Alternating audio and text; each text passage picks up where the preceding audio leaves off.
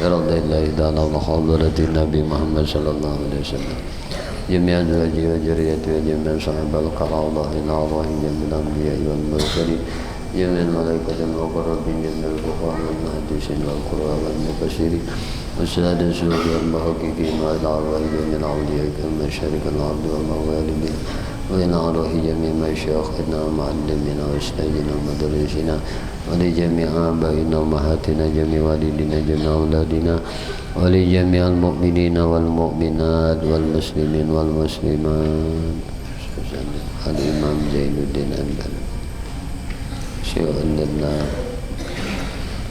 الفاتحة أعوذ بالله من الشيطان بسم الله الرحمن الرحيم الحمد لله رب العالمين الرحمن الرحيم مالك يوم الدين إياك نعبد وإياك نستعين اهدنا الصراط المستقيم صراط الذين أنعمت عليهم غير المغضوب عليهم ولا الضالين آمين. Assalamualaikum warahmatullahi wabarakatuh. Waalaikumsalam warahmatullahi wabarakatuh. Bismillahirrahmanirrahim. Alhamdulillahi rabbil alamin. Allahumma salli wa sallim ala sayyidina Muhammadin wa ala alihi wa ashabihi wa azwajihi wa dzurriyyatihi wa atba'ihi ila yaumiddin amma ba'du. Qalu subhanaka la ilma lana illa ma 'allamtana innaka antal alimul hakim wa tub 'alaina innaka antat tawwabur rahim. La haula wala quwwata illa billah. La haula wala quwwata illa billah. La haula wala quwwata illa billahil aliyyil azim. Adada kulli harfin kutiba wa yuktabu abadal abidin wa dahrad dahirin. Rabbi shrah li sadri wa yassir li amri wahlul 'uqdatam min lisani yafqahu qawli. Rabbi zidna ilma warzuqna fahma birahmatika ya arhamar rahimin. Allahumma inna nas'aluka fahman nabiyyin wa hifzal mursalin wa ilhaman malaikatul muqarrabin ya Rahman ya Rahim walhamdulillahi rabbil alamin. Alhamdulillah, puji syukur hanya milik bagi Allah subhanahu wa ta'ala. Syukur alhamdulillah, malam hari ini kita ditakdirkan Allah kembali berkumpul berjamaah beriktikaf di dalam ini masjid, dan sekaligus sambil menunggu tibanya waktu salat fardu isya, kita isi iktikaf kita ini dengan sama-sama belajar akan ilmu agama. Mudah-mudahan dengan belajar menuntut ilmu di dalam ini masjid, Allah subhanahu wa ta'ala senantiasa merahmati dan meridai lawan kita barataan. Amin.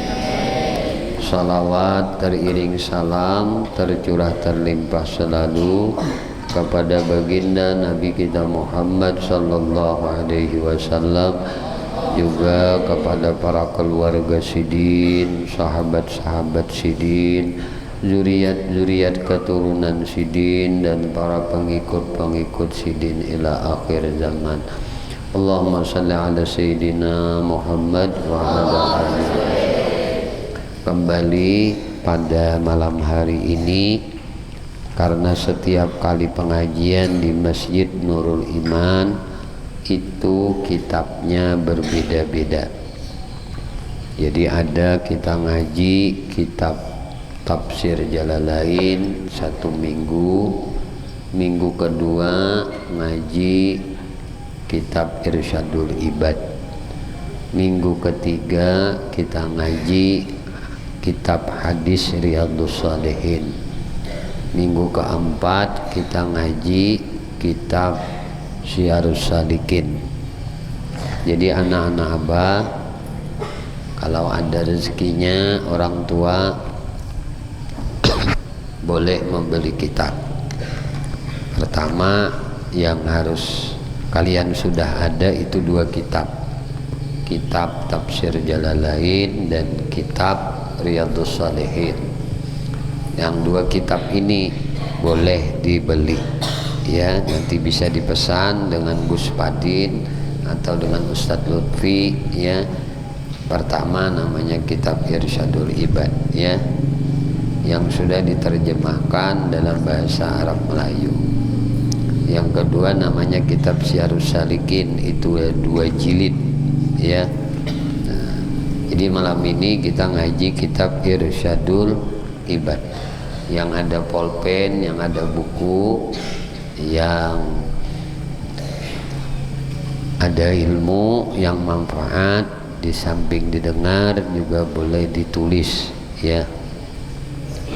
A'udzubillahi minasyaitonirrajim. Bismillahirrahmanirrahim. Qala musannif rahimahullahu ta'ala wa nafa'ana bihi wa bi ulumihi wa bi asrarihi fid dharain amin.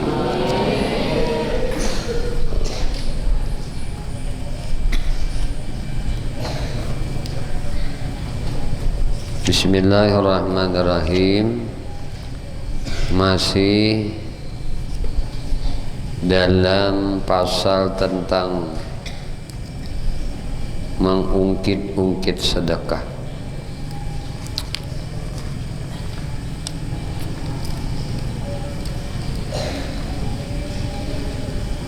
Imam Tabarani meriwayatkan Rasulullah sallallahu alaihi wasallam bersabda,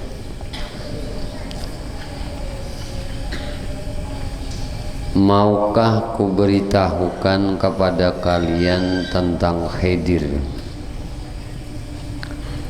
Beliau bersabda, ketika pada suatu hari Al-Khidir sedang berjalan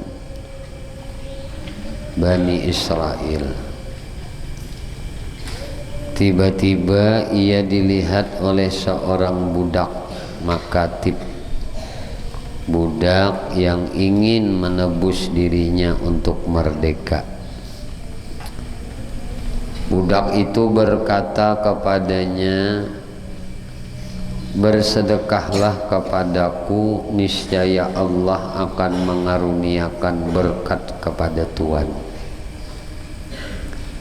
Al-Khidir menjawab, aku beriman bahwa segala sesuatu yang diinginkan Allah pasti akan terjadi. Aku tidak mempunyai sesuatu pun yang dapat aku berikan kepada engkau. Lalu bujuk ia berkata, aku meminta semata-mata karena Allah. Haruslah Tuhan bersedekah kepadaku, sebab aku melihat adanya kedermawanan pada wajah Tuhan, dan aku berharap berkah yang ada pada Tuhan. Al-Khidir berkata, aku tidak mempunyai sesuatu yang dapat aku berikan kepada engkau. Sekarang bawalah diriku dan juallah. Lalu budak itu bertanya, apakah Tuan serius? Apakah pian sungguh-sungguh? Khidir menjawab, iya, sebab engkau sudah meminta kepadaku dengan cara atau perkara yang besar, perkara yang berat. Adapun aku mencintai engkau semata-mata karena Tuhanku. Oleh karena juallah diriku. Kemudian budak itu membawa Khidir ke pasar dan menjualnya dengan harga 400 dirham. Lalu Nabi Khidir tinggal di rumah si pembeli untuk beberapa lama, tetapi belum dipekerjakan untuk sesuatu pun. Kemudian Al-Khidir berkata, bukankah engkau membeli diriku untuk mencari hasil dariku? Oleh karena itu perintahkanlah diriku untuk bekerja. Si majikan itu berkata, aku tidak suka menyusahkan diri engkau, sebab engkau adalah orang tua yang lemah. Khidir berkata, itu tidak akan membuatku merasa payah. Majikan itu berkata, jika demikian, sekarang berdirilah dan angkatlah batu ini. Sedangkan batu itu hanya dapat diangkat oleh 6 orang selama 1 hari. Setelah itu si majikan pergi untuk melaksanakan urusannya. Tidak lama kemudian ia pulang, ternyata batu itu sudah berpindah tempatnya hanya dalam 1 jam. Si majikan berkata, engkau bekerja dengan baik, bagus, dan engkau memiliki kekuatan yang belum pernah aku saksikan sebelumnya. Kemudian si majikan itu merasa harus bepergian. Ia berkata, aku rasa engkau adalah seorang yang dapat dipercaya.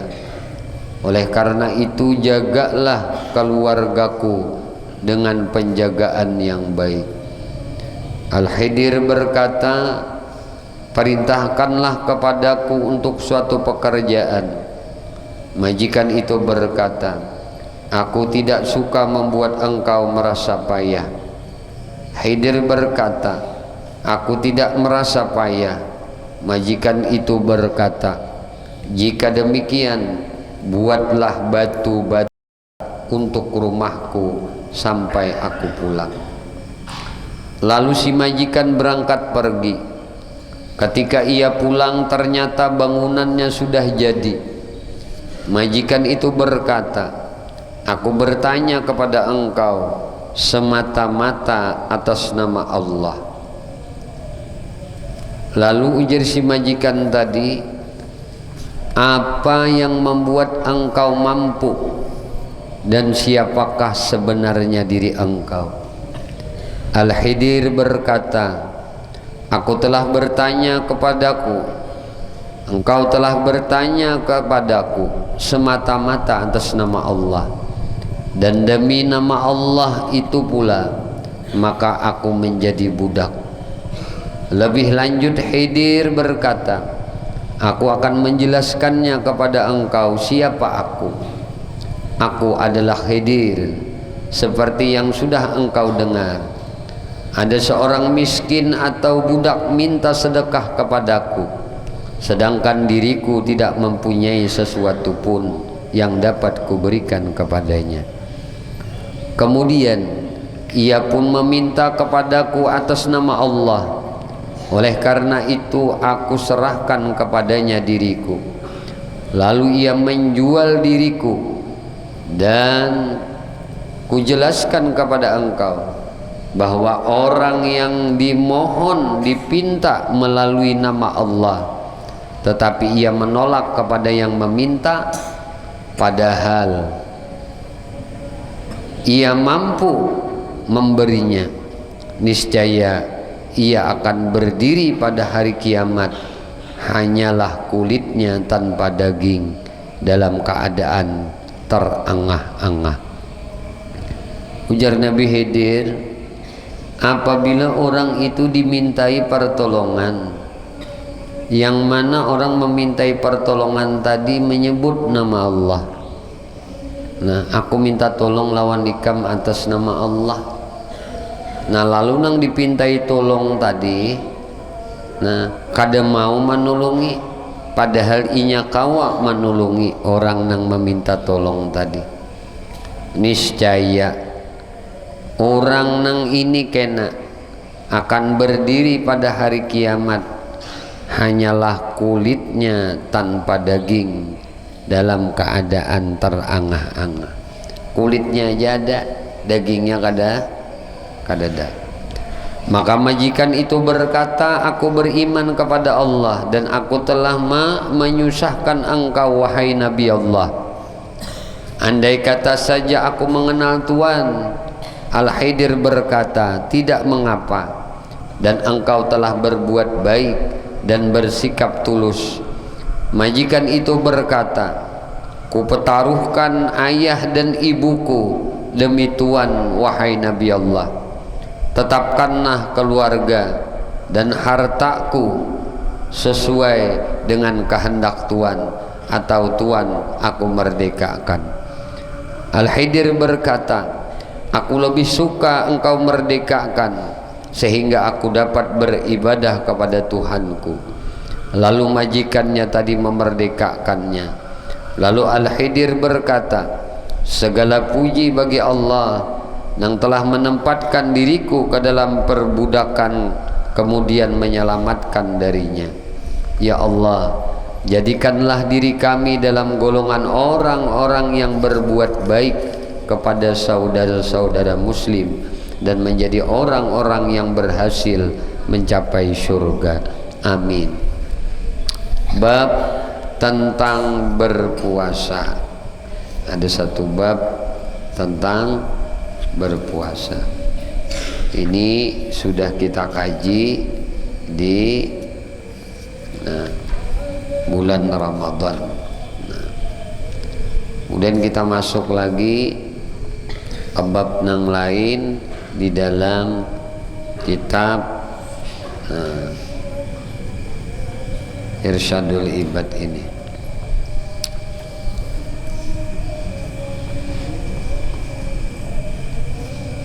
Bismillahirrahmanirrahim. Babul Hajj. Ini bab haji. Allah Ta'ala berfirman, walillahi 'alan nasi hajjul baiti man istata'a ilaihi sabila. Walillah 'alan nas, mengerjakan haji adalah kewajiban atas manusia terhadap Allah. Man istata'a ilaihi sabila, yaitu bagi orang yang sanggup mengadakan perjalanan ke Baitullah. Sanggup mengadakan perjalanan ke Baitullah artinya mempunyai yang lebih dari bekal dan mempunyai kendaraan yang lebih dari hutang.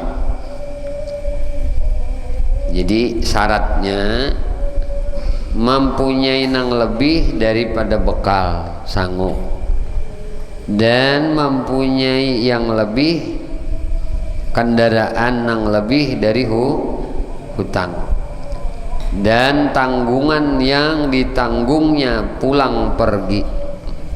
Ada tuh.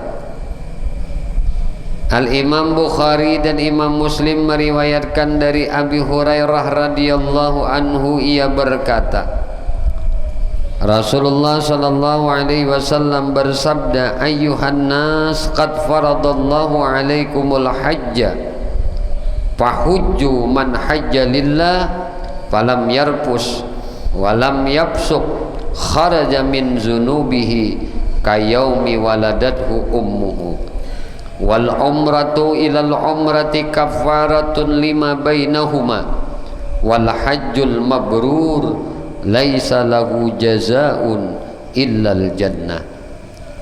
Wahai manusia, kata Rasulullah, Allah telah memfardukan atas kalian ibadah haji. Oleh karena itu berhajilah kalian. Siapa yang berhaji karena Allah, dan ia tidak berbuat kotor, tidak berbuat senonoh, dan tidak berbuat fasik, maka ia akan keluar dari dosa-dosanya sebagaimana hari ketika ia dilahirkan oleh ibunya. Dan umrah yang satu ke umrah berikutnya adalah merupakan penebus dosa yang terletak di antara keduanya. Sedangkan haji yang mabrur tiada balasan pahala melainkan surga. Abu Naim meriwayatkan dari Abdullah bin Mas'ud radhiyallahu anhu, man jaa hajjan yuridu bihi wajhallah faqad ghafarallahu lahu ma taqaddama min zanbihi wa ma ta'akhkhara wa syafa'a fi man da'a lahu. Siapa yang datang melaksanakan ibadah haji semata-mata mengharap keridaan Allah, maka Allah akan mengampuni dosa-dosanya yang telah lalu dan yang akan datang, dan akan dikaruniai pertolongan terhadap segala yang dimohonnya.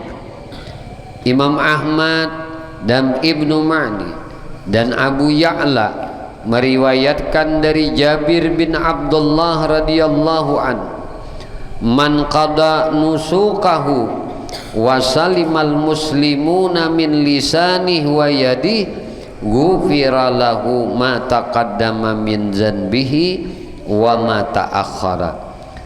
Siapa yang menunaikan manasiknya, menunaikan ibadah haji atau umrah, dan orang-orang muslim selamat dari lidahnya.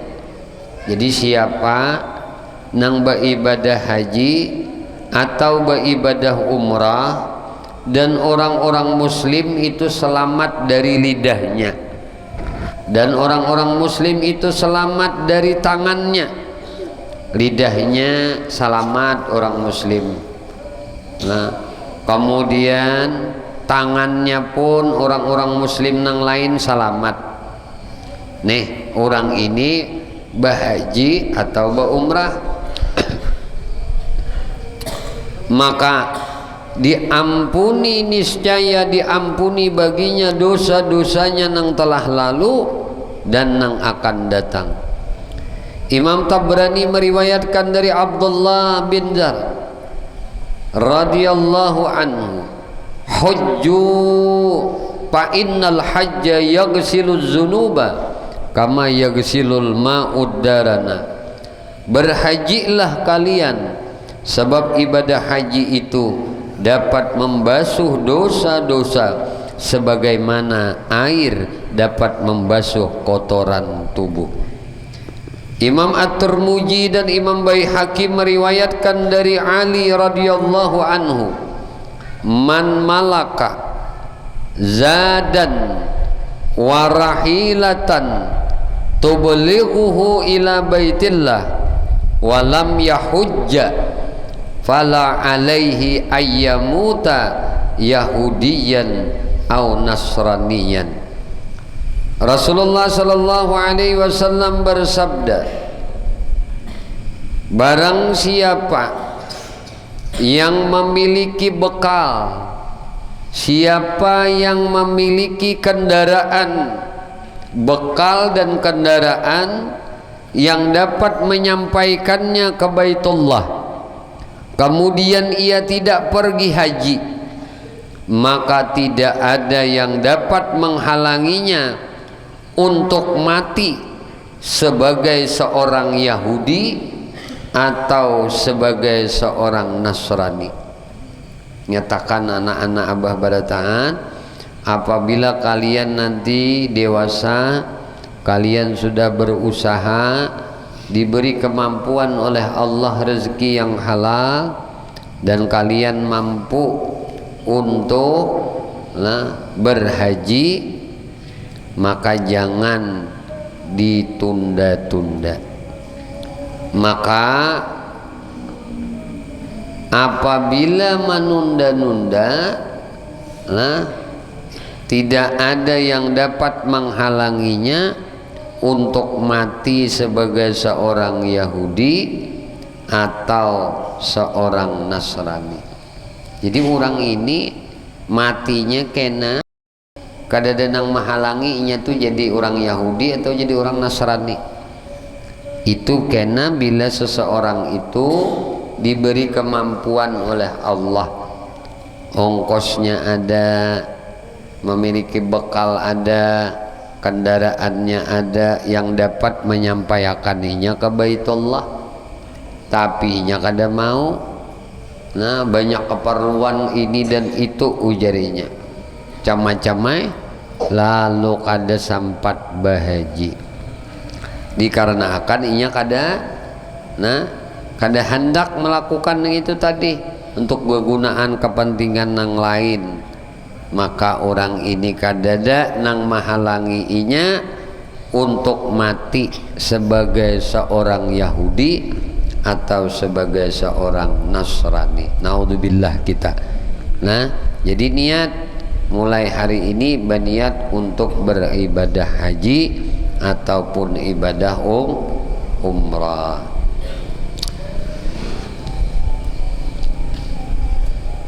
Umar radhiyallahu anhu berkata, laqad hamamtu an ab'asa rijalan ila hadhil amsar fayanzuru kullaman lahu jiddatun walam yahujja fayadribu alaihimul jizyah ma hum bi muslimin.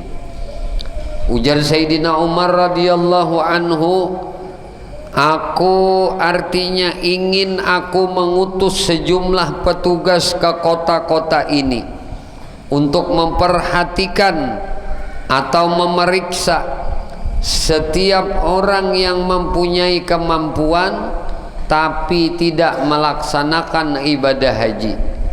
Kemudian para petugas itu menetapkan jizyah, menetapkan pajak kepada mereka karena mereka tersebut bukanlah orang-orang muslim. Ujar Sayyidina Umar, aku nih pengen benar memerintahkan untuk mengapa aku ini hendak mengutus sejumlah petugas ke kota-kota untuk memperhatikan, mengawasi, memeriksa setiap orang-orang yang mempunyai kemampuan, tetapi inya kada melaksanakan ibadah haji. Lalu para petugas itu menetapkan jizyah, pajak kepada mereka. Kenapa? Karena mereka tersebut bukanlah orang-orang muslim. Jadi Sayyidina Umar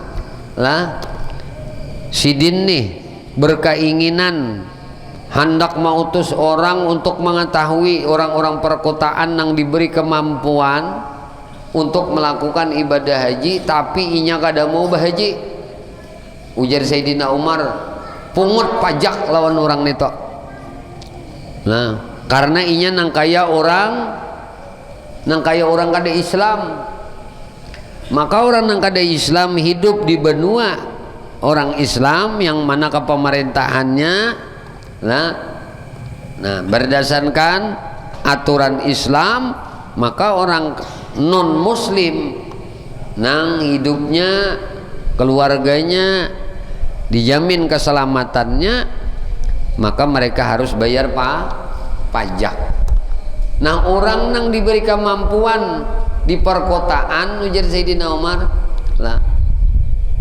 lalu diteliti oleh para utusan-utusan sidin tadi, tatamu orang perkotaan nih nang mampu tapi kada hendak bahaji, itu jasidin pungut pajak. Karena ini bukan bagian orang muslim. Itu bahari di zaman Sayyidina Umar. Sa'id bin Jabir radhiyallahu anhu berkata, salah seorang tetanggaku mati. Ujar si Sa'id, aku ada bisi tetangga, bisi jiran. Padahal tetanggaku nang mati tadi, jiranku nang mati tadi, inya ini mampu aja inya nih, duitnya ada, hartanya ada, tapi nya bertukar kendaraan aja, mengumpulkan harta aja. Nah, padahalnya ini mampu, tetapi inya kada mau bahaji, maka aku jasidin kada mensalatkan jenazahnya. Nah, ini siapa nih? Nah, ini Said bin Jabir.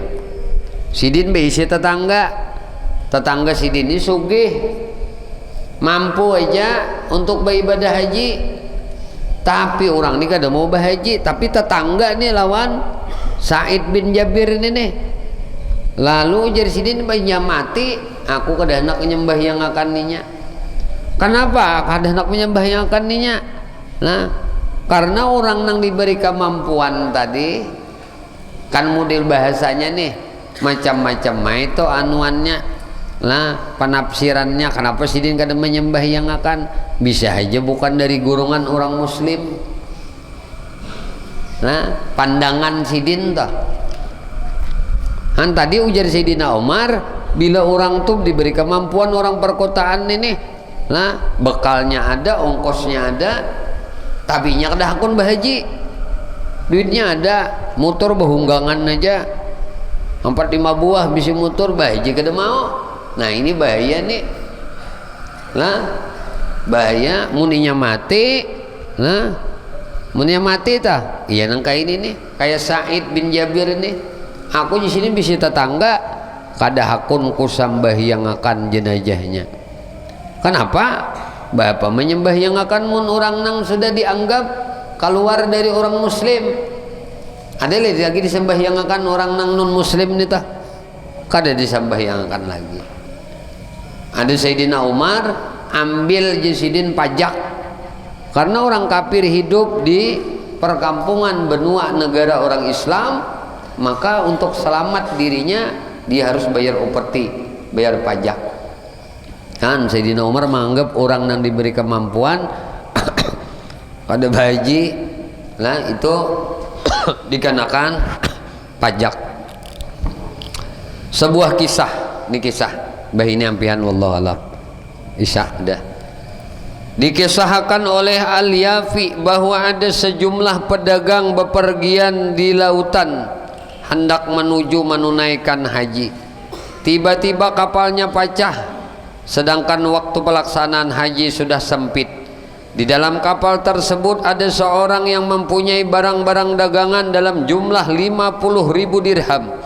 Ia meninggalkan barang-barangnya dan pergi menuju haji. Teman-temannya berkata, "Mengapa engkau tidak menanti saja di sini? Kalau mungkin ada sebagian barang-barang engkau yang dapat diselamatkan."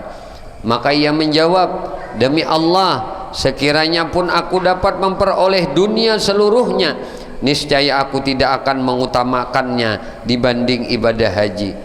Nah, jadi munnya dapat dunia sabeltaan pun lah, tapi jangan bahaji, jangan hakun menerima. Dunia ini diberiakan sabeltaan nikam. Nah, on kita nih dunia diberiakan sabeltaan, sabigian dunia. Tapi ujar nang memberi dunia tadi, ikam jangan bahaji, kada usah diambil dunia ini.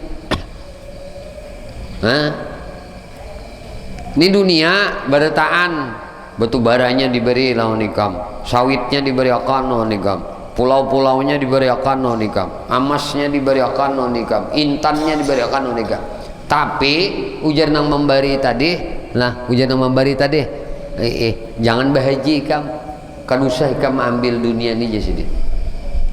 Nah, itu saking mulianya kedudukan ibadah haji di sisi Allah Subhanahu wa ta'ala.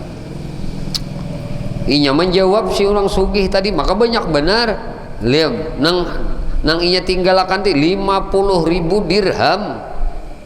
Lalu jarinya menjawab, "Demi Allah nah, sakiranya pun aku dapat memperoleh dunia seluruhnya, niscaya aku tidak akan mengutamakannya dibanding ibadah haji." Ditambah doa-doa para waliullah nang menghadiri haji, setelah aku menyaksikan sendiri tentang mereka itu. Teman-temannya bertanya, apakah yang telah engkau saksikan tentang mereka? Laki-laki itu menjawab, suatu ketika kami pergi menuju haji, lalu pada suatu hari kami ditimpa kehausan sehingga harga setegok air sampai sekian harganya dengan dirham. Aku berkeliling dari satu kapilah sampai ke kapilah terakhir, tetapi aku tidak mendapatkan air yang akan dijual ataupun dengan cara lain. Maka kami pun ditimpa kehausan nang teramat sangat. Kemudian aku sedikit maju tiba-tiba aku mendapati seorang fakir yang membawa tongkat dan membawa kirbat. Kirbahan itu jadi kita kirbah air, atau pondi dari kulit untuk tempat air, wadah tempat banyu. Ia menancapkan tongkatnya ke dalam anak sungai dari sebuah kolam yang kering. Tiba-tiba air pun mengalir melalui bagian bawah tongkatnya dan mengalir melalui anak sungai menuju kolam itu. Aku segera datang ke kolam itu lalu minum dan aku penuhi garabah, kirbah tadi, kirbah airku, tempat banyuku tadi. Kemudian aku memberitahukan kepada para pengendara, maka semua pengendara mengambil air itu. Ketika mereka meninggalkan kolam itu, sedangkan kolam itu pun justru melimpah ruah. Laki-laki itu berkata lagi, apakah dengan itu engkau masih bersedia meninggalkan suatu pertemuan yang dihadiri oleh orang-orang seperti itu? Kiranya Allah ridha kepada mereka semua. Jadi ini setiap musim haji, itu para wali-wali itu berkumpul di Arafah. Nabi Khidir lawan Nabi Ilyas itu berkumpul di sana. Setahun sekali. Amunnya kita duduk di Arafah nih, wukuf di Arafah, maka di situ bertemulah dua nabi nih. Setahun sekali kada hendak kita duduk di tempat nang mana bertemunya dua orang nabi.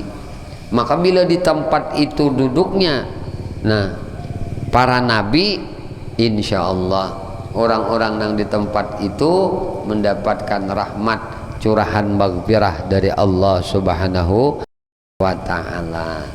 Itu nang dirinduakan. Para wali-wali itu berkumpul di musim haji. Para nabi dua nabi, Nabi Khidir lawan Nabi Ilyas itu duduk wukuf mereka di Arafah dan mereka bertamuan di situ. Pas kita ada di situ, lalu kita tak umpat dapat barakatnya juga. Tak umpat dapat kemuliaan dari tempat Arafah itu tadi. Mudah-mudahan kita dimudahkan rezeki oleh Allah nang halal, nang berkah, dimudahkan jalan langkah kita untuk dapat melaksanakan ibadah haji dan ibadah umrah. Amin, Allahumma amin. Ingat sini aja kajian kita malam hari ini. Insya Allah di minggu depan kitab yang harus dibawa adalah kitab hadis Riyadhus Shalihin. Mudah-mudahan yang kita kaji malam ini Allah Subhanahu wa ta'ala anugerahkan ilmu nang manfaat lawan kita barataan dunia sampai ke akhirat. Amin, Allahumma amin. Ya Allah, ya Tuhan kami memohon kepada Engkau, ampuni dosa-dosa kami ya Allah. Ampuni dosa ibu bapak kami ya Allah. Ampuni dosa guru-guru kami ya Allah. Ampuni dosa istri kami ya Allah. Ampuni dosa suami kami ya Allah. Ampuni dosa anak cucu kami ya Allah. Ampuni dosa sahabat-sahabat kami ya Allah. Jiran-jiran kami ya Allah. Tetangga-tetangga kami ya Allah, murid-murid kami ya Allah, dan seluruh kaum muslimin dan muslimat. Ya Allah, istiqamahkan kami di dalam bertaubat, di dalam beristighfar, di dalam berzikir, di dalam bersalawat kepada nabimu, di dalam menuntut ilmu. Ya Allah, kami memohon kepada Engkau berkah Nabi Engkau Muhammad, berkah keluarga Nabi Engkau Muhammad, berkah para sahabat Nabi Engkau Muhammad, berkah para wali-wali Engkau, berkah orang-orang saleh, berkah guru-guru kami, dan berkah kedua orang tua kami. Selamatkan kami di negeri dunia, selamatkan kami di negeri akhirat, dan matikan kami ya Allah barataan dalam keadaan husnul khatimah. Wassallallahu ala sayyidina Muhammadin wa ala alihi wasallam. Alhamdulillahirabbil alamin.